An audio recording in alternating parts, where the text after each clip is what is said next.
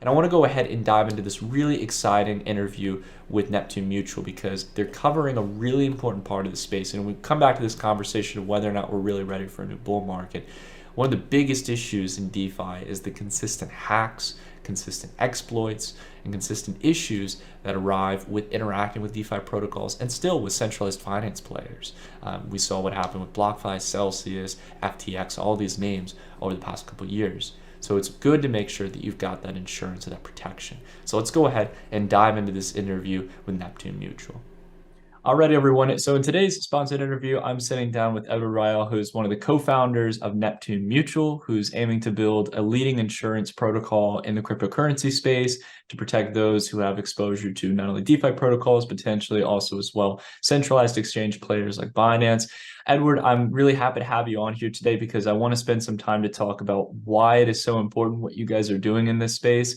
As someone who's a big fan of DeFi, I think it's important to understand this concept of insurance when people have large exposure to the crypto space. So thank you for making the time. I'm really excited to dive into our conversation. I think we've got a lot to unpack. Sure, my pleasure. Awesome, Edward. So I want to kick things off with just trying to understand what Neptune Mutual is. For those who are hearing about it for the first time, what is Neptune Mutual as a protocol? And more specifically, what is this concept of insurance in DeFi? Because I still think, even though this concept has maybe been talked about briefly, it really hasn't been broadly adopted in the crypto space. So I think it's a really big opportunity long term. Yeah, I think so too. So firstly, Neptune Mutual is a cover marketplace, and it is in the DeFi insurance category. It's a marketplace where projects come and create their cover pools to protect their own community of digital asset holders. And it's a marketplace where owners of digital assets come to purchase cover policies to protect their assets. And it's also a marketplace where users can provide liquidity to those cover pools, which is then used to underwrite those risks. Got it. Okay. So essentially speaking, for those who are getting exposure to various DeFi protocols, they're going to be leaning into these cover calls to essentially protect their position to some degree. So essentially, it's kind of an insurance policy on any kind of exposure towards any particular protocol. So you could do this for, deposit and lending protocols like Compound or Aave. You could do it for centralized exchanges if you had your funds custodied down there. Is that kind of the broad idea? Yeah, well, it really depends on whether those projects come and create cover pools in the marketplace to protect their community. So wherever they do so, then users can use those cover pools and the policies that those projects have created for their communities. Users can come and buy cover, whether that's smart contract risk cover or custody cover in the case of CeFi projects, of which we have a couple who have already set up cover to protect their users against the risks of frozen withdrawals for a certain period of time. Very cool. And on this point, like Edward, like we probably both know that DeFi is probably the biggest use case in crypto. But I find it amazing, like years later now, since back when I really got kind of honed in on DeFi since 2019, we see constant hacks, even during the bear market. There's constant risk in this market. Anytime you're engaging in a transaction, you sometimes don't even know what you're signing when you're engaging with a DeFi protocol, or it's not really kind of written in plain English. Isn't it obvious that this should be a killer use case for DeFi long term, or at least it should be a part of the broader DeFi ecosystem? But I think right now it's a fraction of the market at the moment, if I've got it correct. Yes, well, definitely. I mean, there are many risks, as you said, and a lot of these are big risks. In 2022, $2 billion worth of DeFi assets were stolen. And I think all of those that lost $2 billion of assets will probably be particularly interested now in DeFi cover. And those reading about some of these losses, I would imagine also should be interested. And that is one of the reasons why myself, Binod and Gillian, the two other co-founders of Neptune Mutual, put the project together because the blockchain space is risky and it needs better and more easy to use and more reliable solutions to mitigate those risks.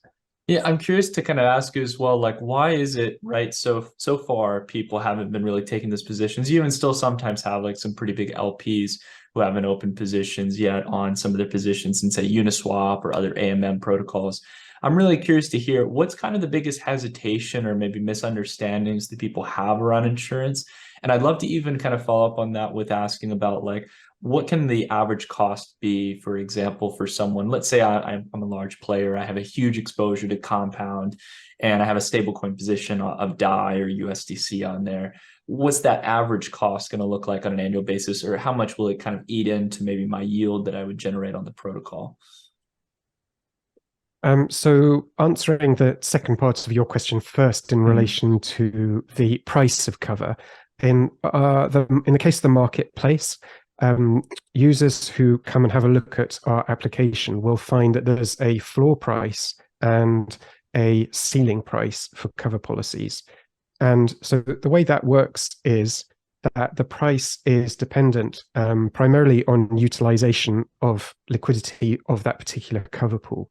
So where there's very low utilization of liquidity that has been provided to the cover pool, users are encouraged, if you like, to purchase cover because the price will be near the floor price, so mm, relatively cheap to buy cover policies.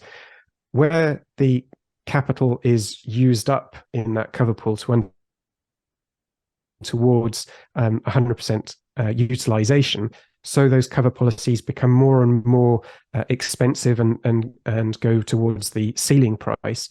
And that drives liquidity providers, so users who are looking to provide liquidity to cover pools, to provide liquidity to those cover pools where there is high utilization and where the capital is most needed, because LPs in our marketplace are rewarded with the stablecoin cover policy fees paid by those who purchase cover. So that's a little bit about the dynamics of the pricing. mm. And in terms of answering the question, why isn't there more usage and adoption of DeFi cover? Well, that is a really interesting question, and one I wish it was asked more frequently in the mainstream crypto media.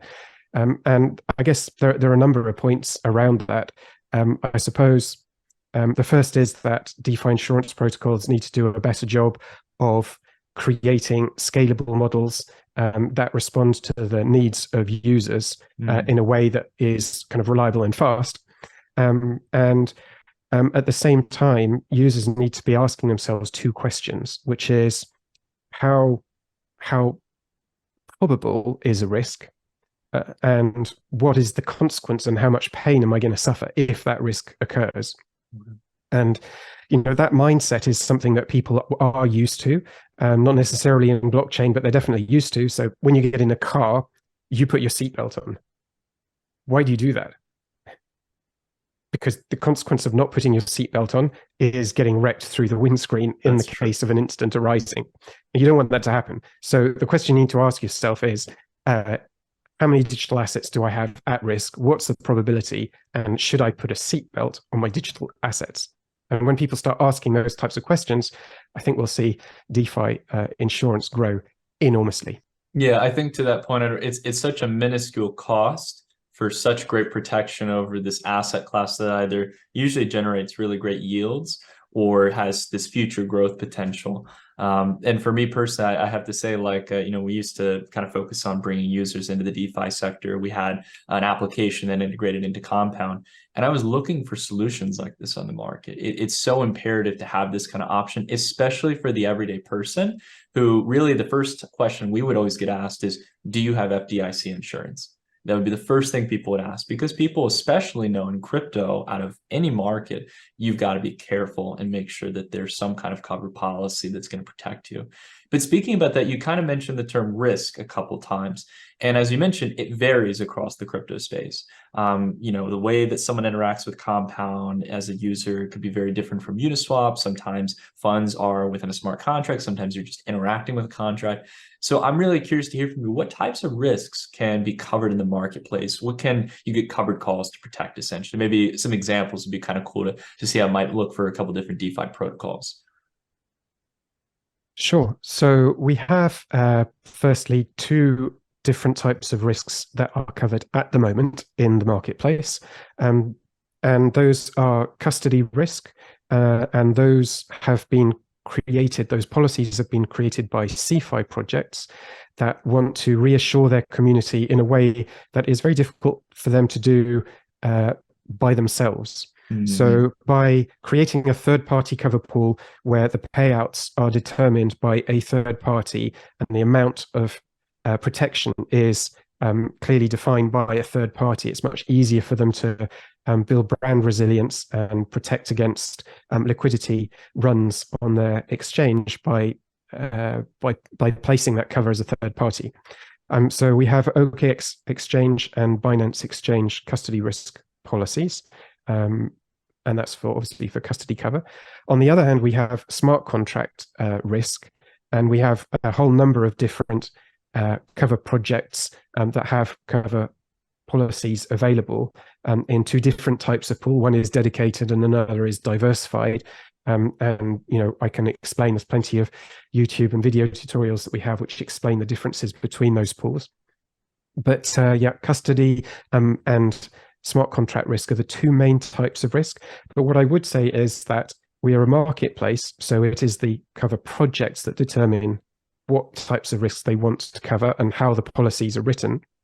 And the policies are there based on user demand. So if users want different types of risk covered, then they really need to reach out to their projects and ask them to create a cover pool in the marketplace that addresses and mitigates those specific risks that they want covered. Yeah, I think there's a huge win-win to this, because if projects go out there and take the time to create these opportunities, they inevitably will bring more users, more liquidity, more kind of, I think, more risk-off participants who want to play things safer, make sure that they hedge their bets. And one thing that's been great, Edward, is that you guys have seen some really solid growth so far. I mean, you guys have been kind of building behind the scenes, building up the initial ecosystem. But, what's so great about Neptune Mutual is that you guys have already had a great amount of adoption. You're on multiple chains, especially Arbitrum has been grabbing some traction. So I think that that's really exciting to see that you guys have been doing so well, especially in a relatively kind of slower period in the crypto market. I think we're getting potentially ready over the next year or two to see that next wave of DeFi. And with potential new protocols coming out, I mean, this is going to be a necessary thing. We can't repeat a lot of the mistakes of the last few years. But the first thing that kind of comes to mind here for me, Edward, is, we talked a lot about some of the CeFi players that went under over the past few years. We had a big cleansing in the crypto space. And just now, I mean, even still to this date, a year or more later, we're still seeing projects kind of going through the claims process. So I was really curious to hear, when it comes to a DeFi protocol, what does that process look like? Because these things can sometimes be really lengthy and they can be complicated and just really just add a lot of stress to users after already kind of getting hit from a hack or, some kind of exploit. So what does that look like for users? Well, that really is the reason that we adopted the parametric model for our marketplace, because it is very scalable in terms of the way we address the problem of what happens when an incident arises, which can impact many, many people all at the same time. And so the way parametric works is there are no individual loss claims. We only assess the incident. And when I say we, it's the Neptunite community that assess incidents. So that can be done relatively quickly. Typically, we have a 7-day incident resolution process and a 1-day cooling down period. And what that means for projects is that when something bad happens to their protocol, their community can get payouts within or following 8 days of an incident first being reported. And that's really, really important in an environment where news travels fast and sentiment travels fast, if you like. So changes in sentiment happen very quickly and impact others and can snowball. You need to sort these problems out fast and in a way that is fair to everybody. And this parametric model enables that. You can resolve incidents quickly, and you can do so in a way that once the incident is declared as either having happened or not happened, in either case, either everyone with that cover policy gets paid out or nobody gets paid out. Right. So you don't have this issue of discretion where some people do, some people don't, and it depends on what they put in their individual claim and exactly, No, it's just Yeah, keep it there's no simple. like a larger users or Exactly. smaller users or what price you paid. I think that's really cool that Exactly. it's very like clear and straightforward. And again, correct me if I'm wrong, Edward, but when like I went through and I was checking the UI before you actually buy a cover call, you can read the terms. It's relatively clear about like in the event of X, Y, or Z happening, you're able to have protection over any funds that you get protected under the cover call. So it's relatively clear. You get those terms clearly. It's not some kind of guessing game to what you're actually going to be covering. Well, the requirement to scale DeFi insurance is clear for everyone. The risks are huge and there's Mm. lots of them. And we need to have solutions that are scalable. And scalable means a lot of different things, from the parametric approach that we've taken to be fast, to get people their money quickly. But as you rightly say, solutions, DeFi insurance solutions, need to be simple, they need to be clear, and they need to be reliable, because people are paying for their service. And so Yeah. if they get hit once, by an incident. They definitely don't want to be hit twice by not receiving what they're expecting to receive when they have been paying policy fees to protect themselves. So simplicity is important, and it is one of the factors that drives, we believe, scaling this solution to mitigate risk. Yeah. So I'm curious to play like, kind of a scenario here, Edward. So let's say, for example, I mean, ideally, the way people would use the protocol is they're just paying it out and nothing happens. That would be the great scenario. But let's say something does happen. I mean, we just had Euler Finance back a couple months ago had a hack, and there's another bridge hack on Poly Network. I mean, it's just hacks every couple of weeks. There's some multi-million-dollar hack in the crypto space. Let's say one of those protocols that there was a cover call offered for, gave users protection, but it got hacked. What would happen to Neptune Mutual? And even also as well, you guys have like a native token for the protocol, NPM token. So what would happen to these elements if, there was a cover call request from its users who wanted to enact on that kind of option essentially to reclaim their funds? Well, again, that's a good question. And it is really important for users to understand the relationship between Neptune Mutual and the risks that are being covered in the marketplace. And the answer to that is essentially nothing happens to Neptune Mutual when hacks arise and incidents are validated or not validated within our marketplace. And for the simple reason that Neptune Mutual isn't involved in the marketplace itself, other than having some kind of selection over those projects that come into the marketplace to ensure that they are solid, relatively secure projects and so on. But it's users and projects that provide underwriting capital for the cover pools. So that's the first thing.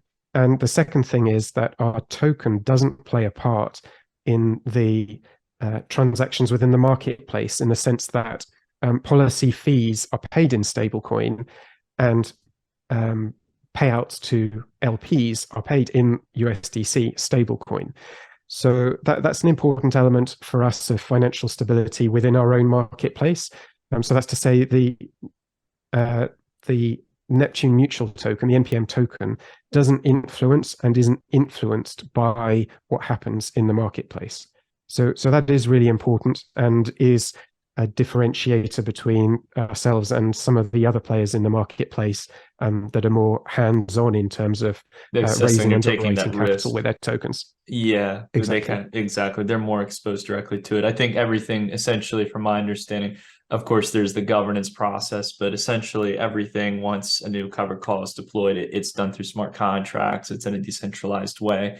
So that part is relatively trustless, and then it moves on to the governance to step in and assess that situation to see if the cover call can be enacted on.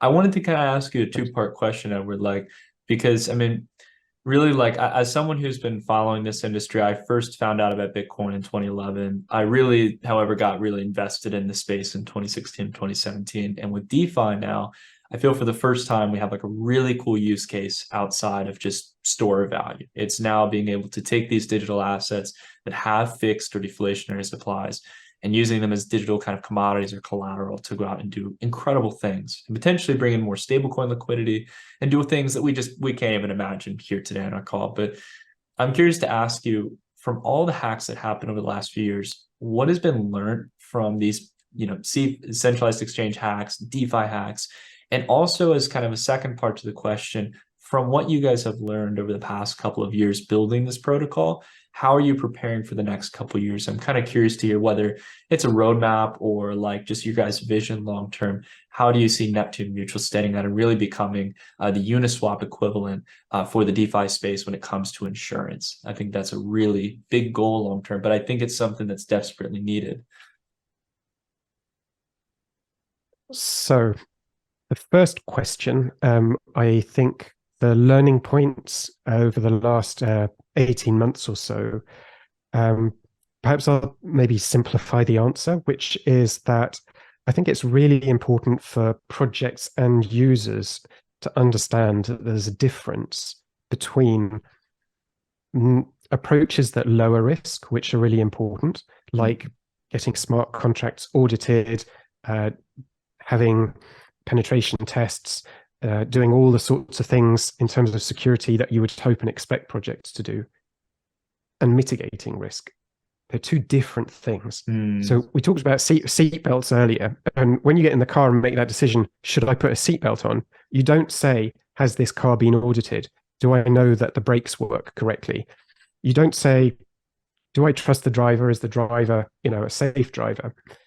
And then you take the decision about the seatbelt or not seatbelt.